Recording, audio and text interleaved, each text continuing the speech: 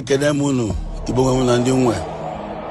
I want to go Bishop of the CEO Pine Estate and Properties Limited, China, Caribbean.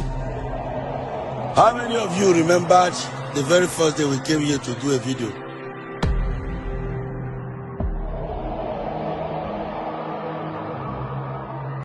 About Igbo amaka Pine Estate.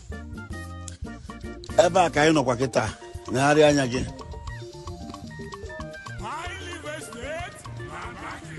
Unu ye cheta na mbosi anwa ibia na eba aka be ekpochi ya. Ofia junya. Eh? So now we have started the clearing of the roads. Nkembia can inspect here because now I got here now. What anya bido enter the roads from here. God join wherever because we are not just real estate owners, we are developers. I pattern a place, I tell you, follow me. So, Aja, Okuta, this block was meant for a gate, a kind of gate that introduces you to the city with lovely walls and beautiful rails. So, Nanaya went kept on the center of the roads.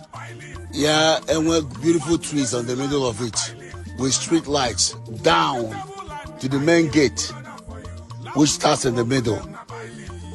Then, Ebebuzel, lovely walls with rail, yeah, the white. Irene at the third, well complemented the route. So now number forever, we'll see a different view, and this is starting from tomorrow. Then I am Otagundi RCC Karwara Nyezia. Fascina before I Nyezi Yeba. I had the times 3 of estate, the times 3 of what we have here. So we have contracted our own contractors to start the roads because then came another places when the contractor when I love one. When I took our one car called the exception.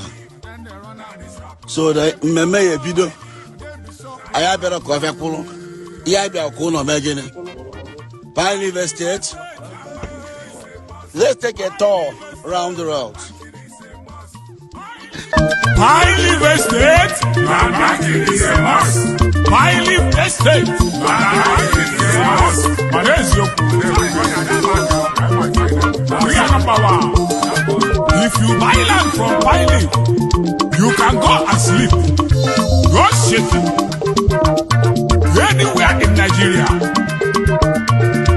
the most safest, the most honest, the most consistent, surest plot for land matter. Land without problem, land without police case, land without court case. We deliver.